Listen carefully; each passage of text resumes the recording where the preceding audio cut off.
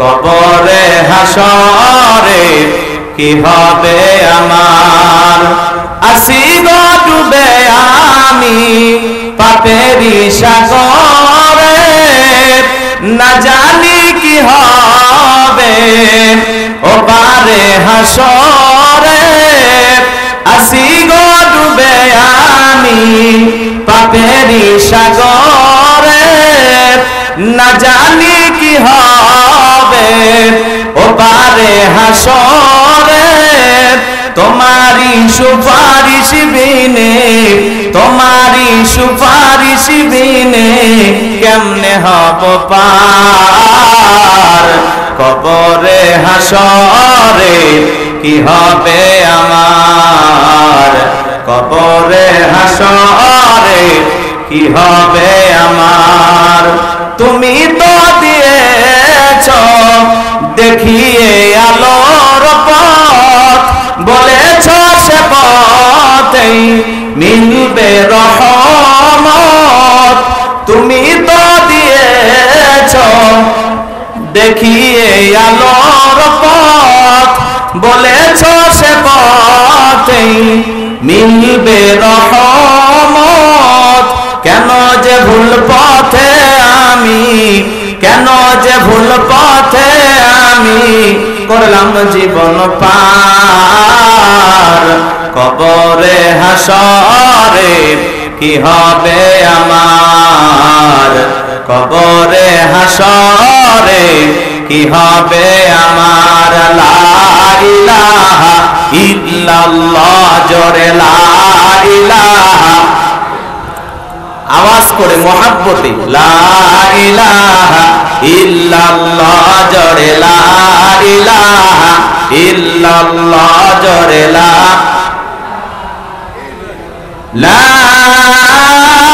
ইলাহা ইল্লাল্লাহু মুহাম্মাদুর রাসূলুল্লাহ।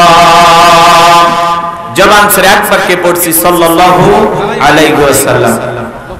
বাংলাদেশের ঐতিহ্যবাহী গাইবান্ধা জেলার গোবিন্দাগঞ্জ থানার অন্তর্গত আসাদপুর বাজার সংলগ্ন আমগ্রাম যুব সমাজ কর্তৃক আয়োজিত আজকের এই শহীদ আল্লামা দেলোয়ার হোসেন সাইদি রহমতুল্লাহ আলাইহি ও বৈষম্য বিরোধী ছাত্র আন্দোলনের সকল শহীদদের আত্মার মাগফিরাত কামনায় আজকের এই দোয়া তাফসীরুল কোরআন মাহফিলের শ্রদ্ধাভাজন সভাপতি বিশিষ্ট আলেম দ্বীন হযরত মাওলানা কুতুবী আলম আনসারী সাহেব দামাত বারাকাতুহু আলিয়া, আল্লাহ পাক তার এই গোলামকে হায়াতে তৈয়বা সেতে কুলিয়া দান করুন। সকলে বলুন আমিন। আজকের প্রোগ্রামের প্রধান অতিথি বিশিষ্ট রাজনীতিবিদ, বিশিষ্ট শিক্ষাবিদ, অত্র ইউনিয়নের সম্মানিত অভিভাবক, শ্রদ্ধাভাজন বড় ভাই জনাব মাওলানা মোহাম্মদ জাহাঙ্গীর কবির সাহেব দামাত বারাকাতুহু আলিয়া, আল্লাহ পাক তার এই গোলামকে সুস্থতার সহিত হায়াত দান করুন, জনগণের খেদমতের জন্য কবুল করুন। সকলে বলুন আমিন।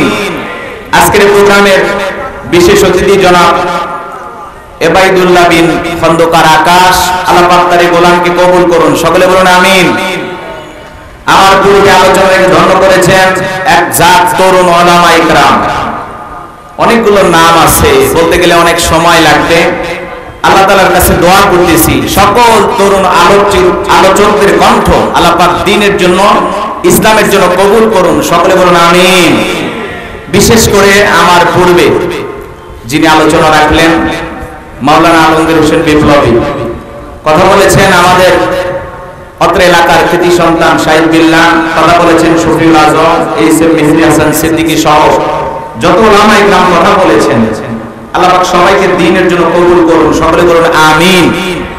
আজকের মাহফিলে আমার পরে যিনি প্রধান আকর্ষণ, লক্ষ লক্ষ জনতার সামনে যিনি বলিষ্ঠ কণ্ঠে দ্বীনের প্রচার প্রসার করেন, চমৎকার কথা বলেন, আমাদের অত্যন্ত মহাব্বতের একজন প্রিয় ভাই, বিশিষ্ট আলিমে দ্বীন, মুফাসসিরে কোরআন, একজন লেখক গবেষক হযরত মাওলানা আব্দুল হাই মোহাম্মদ সাইফুল্লাহ দামাত বারাকাতুহুম আলিয়া, তিনি আমাদের মাঝে উপস্থিত। বলেন আলহামদুলিল্লাহ।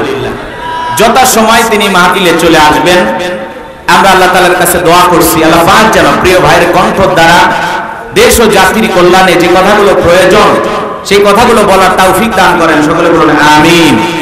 আজকের মাহফিলের সবচাইতে গুরুত্বপূর্ণ ভূমিকা পালন করেছেন অত্র এলাকার তরুণ যুব সমাজ, বিশেষ করে আমার স্নেহের ভাগিনা, যে আমার কাছে সন্তান তুল্য, আমার অত্যন্ত কাছের মহব্বতের, আপনাদের এই আমগ্রামের কৃতি সন্তান, সারা বাংলাদেশে কথা বলেন, ভারতে কথা বলেন, হাফিজ মাওলানা শেখ আবু ইউসুফ দিন রাত খেটে অক্লান্ত পরিশ্রম করে আজকের এই মাহফিল বাস্তবায়ন করেছেন।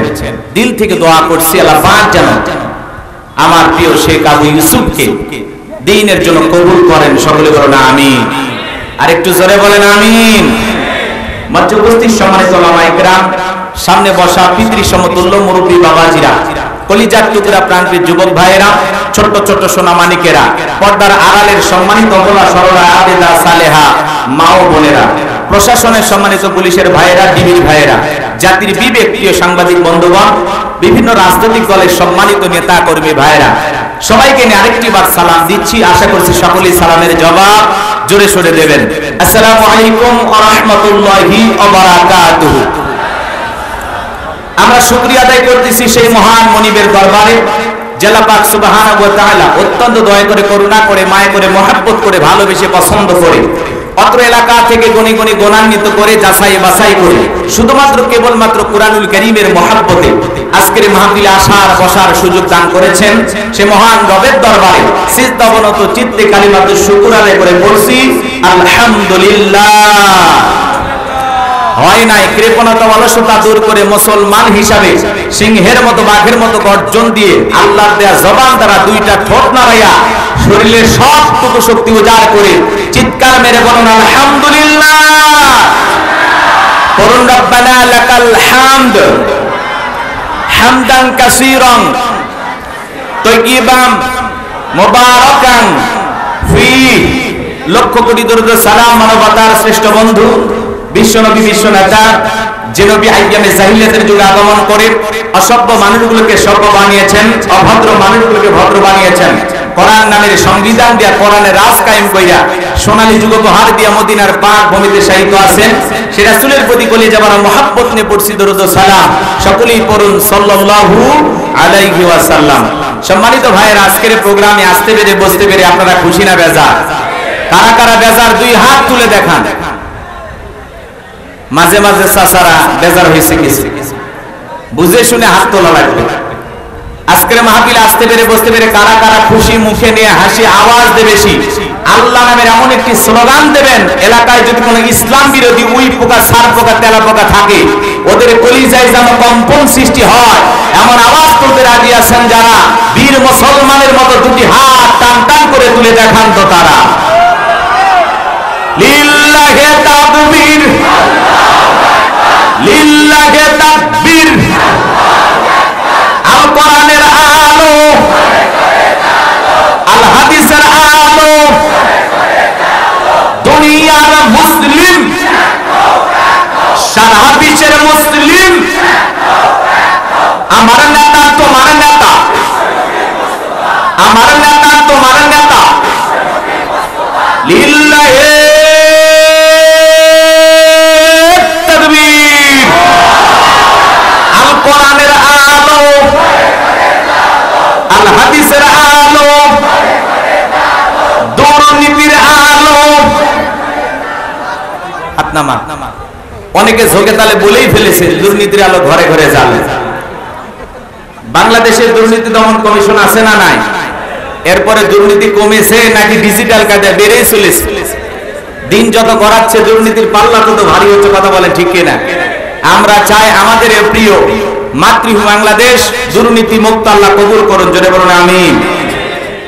আমরা চাই আমাদের বাংলাদেশ মাদক মুক্ত আল্লাহ কবুল করুন, চিল্লা বলুন আমিন। আমরা চাই আমাদের বাংলাদেশ যৌতুক মুক্ত আল্লাহ কবুল করুন, চিল্লা বলুন আমিন। আমরা চাই আমাদের বাংলাদেশ নাস্তিক মুক্ত আল্লাহ কবুল করুন, চিল্লা বলুন আমিন। সম্মানিত ভাইয়েরা, আমার ভূমিকায় আর কথা বাড়ানোর কোনো সুযোগ নাই। আমি সরাসরি মূল আলোচনায় প্রবেশ করতে চাই। অনেকে ভাবতেছেন যে হুজুর আপনি আসলেন কথা বলবেন, আসলে তো আমি আপনারা যতটা বড় ভাবতেছেন আমি তত বড় না। আমি ছোটখাটো একজন মানুষ, এই পাশের গ্রামে আমার বাড়ি। সারা দেশের মানুষ চেনে জানে, একটু দাওয়াত দেয়, 2-4টা কোরআন হাদিসের কথা বলি। এই আপনারা ভাবতেই পারেন যা আমাদের এলাকার মানুষ, তবে আপনারা যে মহাব্বত করেন, ভালোবাসেন, এর বাস্তব প্রমাণ আপনাদের উপস্থিতি। কথা বলেন ঠিক কিনা? এই জন্য আমি আপনাদেরকে ভালোবাসি। আমরা একই এলাকার মানুষ, ছোট মানুষ হিসেবে 2-4টা কথা যদি ভুলভাল বলি, নিজের সন্তান মনে করে, ভাতিজা মনে করে, ভাই মনে করে, বন্ধু মনে করে সব ভুলে যাবেন। যত কথা প্যান্ডেলে রাখবেন, আমলের নিয়তে যে কথাগুলো বলবো সেগুলো বাড়িতে নিয়ে যাবেন। কোন দলাদলি উল্টাপাল্টা চিন্তা ভাবনা মনের মধ্যে রাখবেন না। কথা কি বোঝা গেল? হ্যাঁ, আর আপনারা তো জানেন আমরা একটা নতুন বাংলাদেশ পাইছি। কথা বলেন না কেন? বাংলাদেশ জালেম মুক্ত, স্বৈরাচার মুক্ত হয়েছে, কিন্তু আমরা এখনো কাঙ্ক্ষিত লক্ষ্যে পৌঁছাইতে পারিনি। কথা বলেন না কেন? হয়তোবা কিছু দুর্নীতিবাজ, কিছু জালেম, এদের পতন হয়েছে, কিন্তু বাংলাদেশের মানুষ কি বলেন তো, আমরা যে জায়গায় ইসলামকে দেখতে চাই সে জায়গায় কি ইসলাম নামক গাছটাকে রোপণ করতে পেরেছি? পারি নাই। জায়গা মতো যদি আমরা ইসলামকে নিয়ে যেতে পারি, তাহলেই শান্তির সুবাতাস পুরো বাংলাদেশে বইবে। কথা বলেন ঠিক কিনা?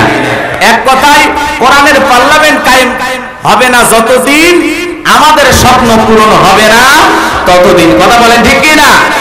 এই আমাদের একটাই চাওয়া, আমরা আল্লাহর কোরআনকে পার্লামেন্টে নিয়ে যেতে চাই। কথা বলেন ঠিক কিনা? কোরআনের ফাঁকে আল্লামা সাইদি হুজুর বলেছিলেন, তোমরা কি কোরআনের স্বাদ পেতে চাও? কোরআনের রং দেখতে চাও? কোরআনের মজা পেতে চাও? এরপরে তিনি বলেছিলেন, কোরআনের স্বাদ কি, কোরআনের মজা কি, যদি তোমরা বুঝতে চাও, আল্লাহর কোরআন